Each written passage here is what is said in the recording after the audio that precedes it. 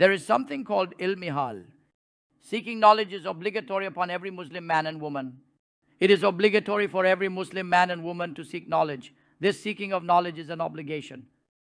Which knowledge is that?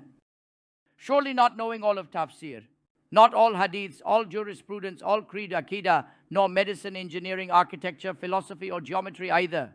So which knowledge? Ilmihal. What does ilmihal mean? It means knowledge of the current state. And what is hal? It means the current situation. What are we going to do right now?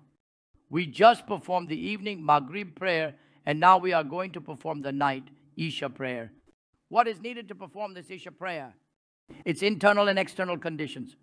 First of all, you need ablution, wudu. Do you have ablution? Yes. Did you perform it correctly?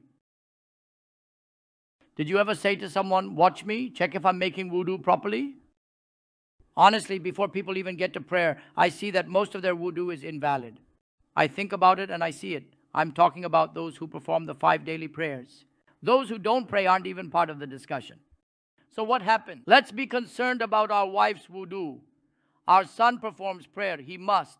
And so must our daughter. Their wudu, let's see how they're performing wudu. Are you praying without wudu? What are you doing? These are our concerns, our worries. If we die now, these are what will be asked in the grave. Will they ask in the grave, what's the latest in the elections? Ilmihal, what does it mean? Knowledge of present state. And what is hal, the present moment? Look, in a bit we'll perform the night prayer. For that you need ablution. Did you take it properly? You'll need to take account of that. You need to learn its knowledge, study it. Then comes ghusl, major ablution, which is even more important. It comes before that. Did you perform ghusl? Then come the internal and external conditions of the prayer and so on. Are you ready for these? Have you made the preparations? Do you know them? What needs to be recited? Al-Fatiha must be recited, and when tasbih is recited, you follow the imam. Are you reciting these correctly? Are you reciting them correctly when praying alone? Are you reciting at-tahiyyat correctly? All of this, what does ilmihal mean? What is required right now? If it's imsak time in Ramadan, what do you need at sahur in terms of ilmihal? You must know the intention for fasting. You must know what invalidates the fast, right? That's one thing. But prayer is not like that. It has many details. So many detailed internal and external conditions. There are 12,000 jurisprudence rulings in 2 units, rak'ahs of prayer. But I'm not Imam Azam. Okay, you're not Abu Hanifa.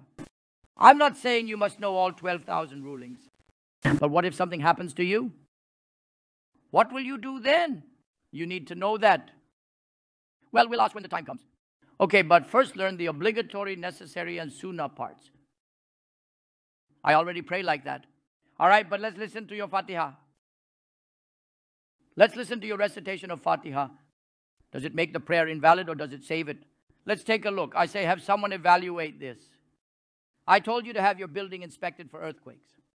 But now I say, more important than checking your building is to have your recitation of the Quran checked. Check your recitation, your qira'ah, because recitation is a fard obligation.